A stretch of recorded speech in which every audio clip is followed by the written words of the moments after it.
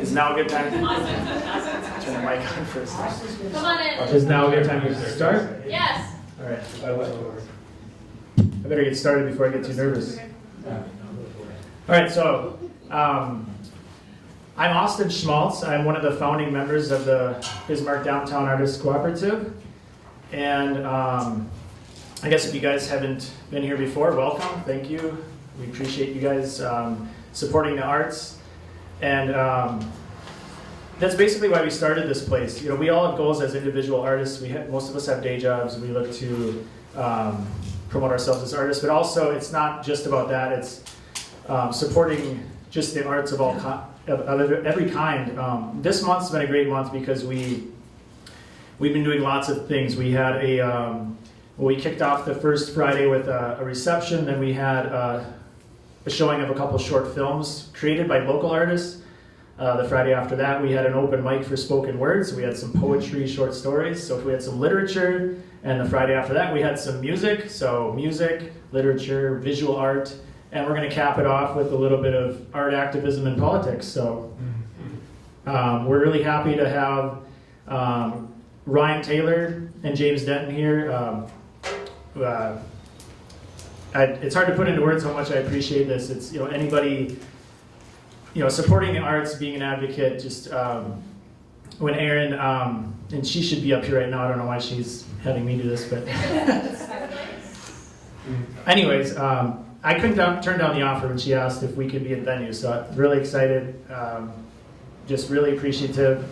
Anybody that's supportive of the arts, it's really important because a lot of people have a hard time.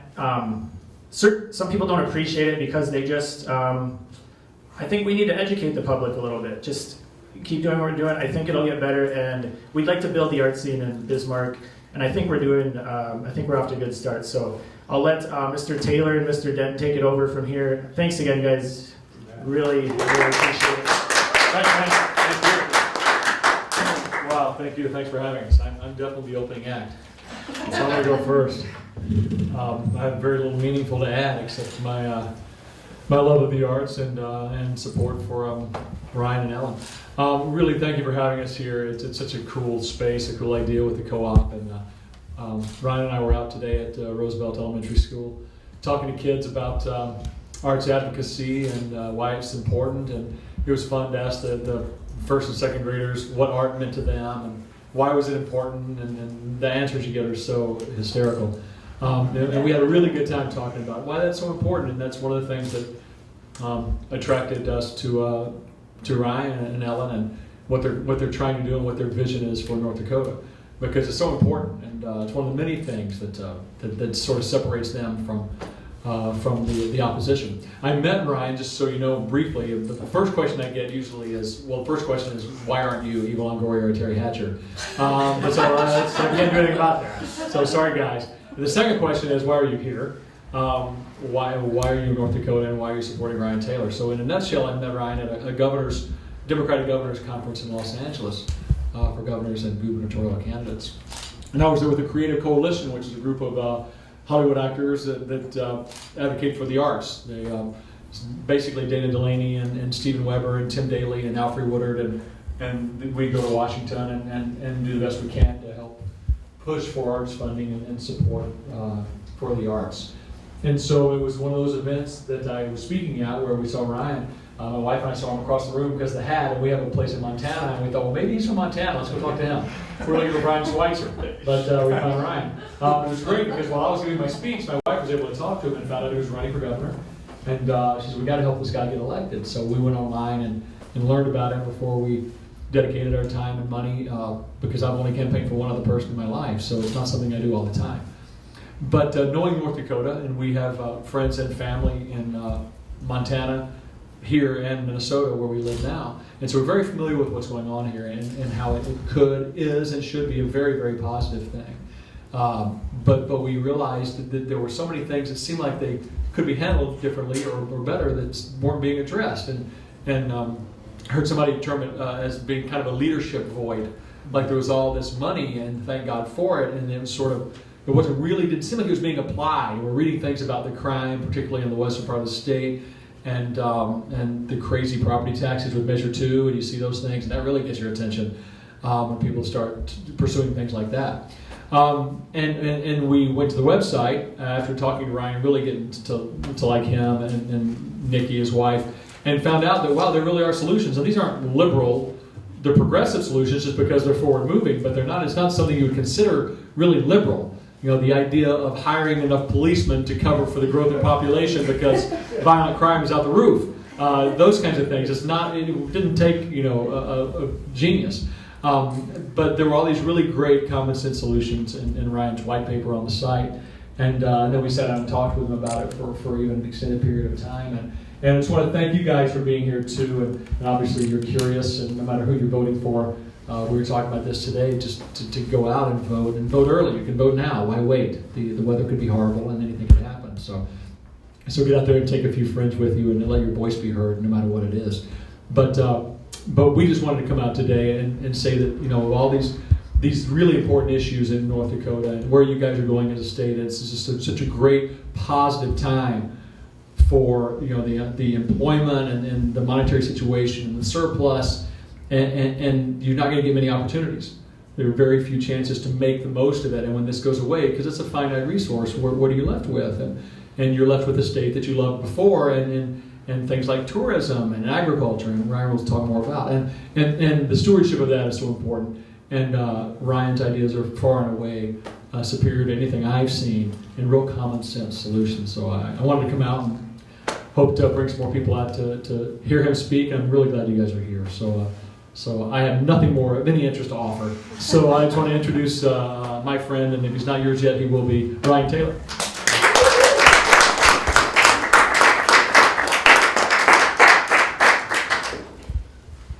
Thank you, James. It's nice to be here in such a beautiful space, and I'm sorry to say it's my first time here, but it won't be my last, Austin.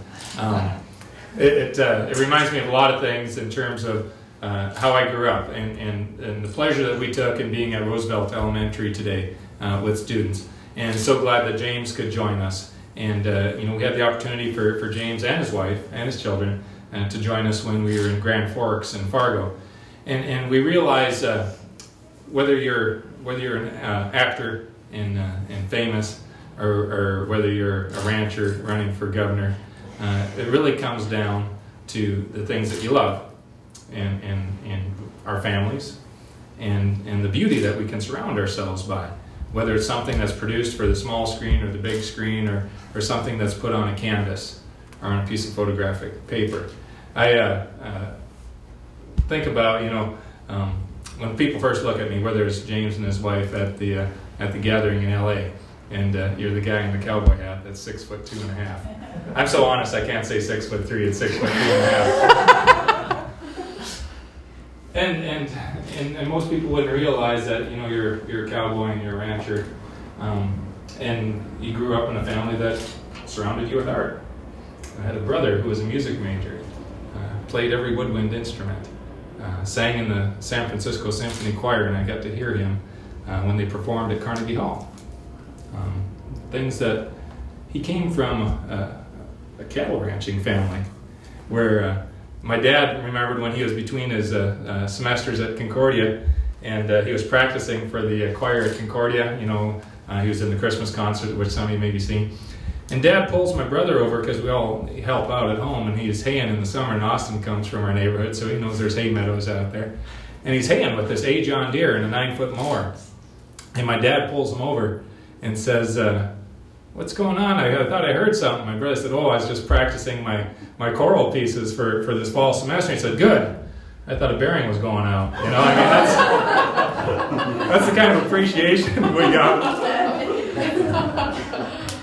But he never quit supporting my brother and his endeavors and his desire to we know someday leave Smoky Lake Township and be somewhere else and express himself in different ways. And that's what everyone here does.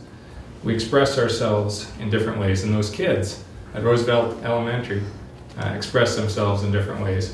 And I'm a dad, so when I get something from a kid, so bad from a little girl there at Roosevelt, and this is a example of symmetry. See that? And that's how we all start, isn't it? And maybe we grow up to be a scientist, or an engineer, or a math teacher. The STEM, right? STEAM. STEAM. Don't forget the A. STEM should be STEAM. Science, technology, engineering, and math needs the arts. And James and his cohorts in the Creative Coalition said just that when I got to see them at Paramount Studios. And they had this big, beautiful book called Art and Soul. If you get a chance to see it, you'll see the stories of many artists, many visual artists, actors, and theatrical artists, and their stories. And they could be from the inner city of New York. They could be from Smoky Lake Township in North Dakota. So it's a pleasure to be here amongst people who appreciate art, and maybe that says a little bit about our campaign for governor. As we talk about issues that deal with numbers, right? But it's the people behind the numbers, we always say. It's not that we got a $1.6 billion, $2.6 billion surplus, it's how are the people affected? Did that surplus come for free? No. How are the people impacted? And what are we doing to take care of the needs of people? Not numbers. How are we investing what's left after this one-time harvest to have something when the oil is gone? Where are we putting those dollars to make sure that in year 21, if the oil lasts 20 years, what do we have? We should have a place that's just as beautiful as when we started. We should have the minds that take us to the next economy after oil, that are educated in science, technology, engineering, math, and the arts. We make those investments today, and we haven't started. It's getting too late. We should have started yesterday. So we're in this race to talk about action, not credit. Not credit for something that we didn't create. Not credit for oil beneath the ground, not credit for the bounty that farmers pulled from the soil and the crops that they brought in, that all contributed to this surplus that we have in North Dakota. It's about what do we do for the future. We're here in a cooperative. I like that. Farmers know cooperatives.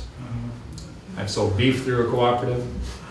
I've bought my fencing gloves and my salt and my mineral through a cooperative. We get our electricity and our telephone service through a cooperative.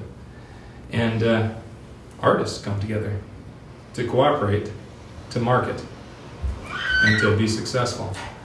I think about a little quote that reminds me of leadership in this race and what we strive for. It's from a little group called the FFA, the Future Farmers of America. And no one would think of these young guys and gals as a radical group. But they have this ceremony when you start. And I was the president of our little chapter in Towner, and the vice president kind of goes through and introduces everybody. And when the vice president introduces the president of our little FFA chapter, he or she says, the president's there by the rising sun, sign of the new dawn in agriculture. And then they say, if we'll but follow the leadership of our president, we will be led out of the darkness of selfishness and into the glorious sunlight of brotherhood and cooperation. Well, that's some radical stuff, isn't it? From a bunch of people in the blue and gold jackets. But isn't it the truth? Think of moments in history when you could have reverted to the darkness of selfishness, where no one took action, where no one cared about their fellow man or their fellow woman. But instead, someone stood up to lead. And where did they lead us? To the glorious sunlight of brotherhood, cooperation, sisterhood. This is cooperation by artists to market their wares, to add beauty to other people's rooms. In this election, we're cooperating. We're striving for cooperation so that it's not about the impact in a Watford City or a Killdeer. They're not out there on their own. We're all in this together. It's not about one student with a $27,000 college student loan debt that their family would struggle to pay. It's about all of us helping to make sure that every child has an opportunity to reach the next rung of the ladder. That's cooperation, and it takes leadership. Selfishness we can get to on our own. No one leads you there. We get there on our own, it's human nature. But cooperation takes leadership. It takes people like Austin. It takes people who said, I got an idea for artists in Bismarck, in Mandan. That's what we bring as ideas to this campaign. We can't share them 30 seconds at a time, but we share them with you, face to face, person to person, with friends like James, with all of you, just talking to your friends. And if we do that for 8 days, and if we reach as many as we can, we'll go to the glorious sunlight. And I'll ask Austin to paint a picture of it so we can remember. Thank you.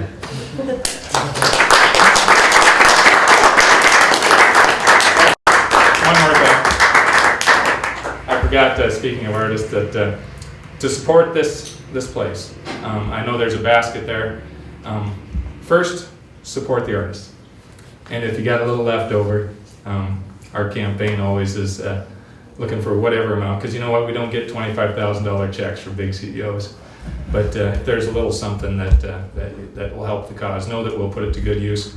I'm staying in Chad and Aaron's basement tonight, not in a hotel, so you know we use our dollars judiciously. But support them in the basket, support the pieces on the wall, and maybe everyone can take something home. Thanks.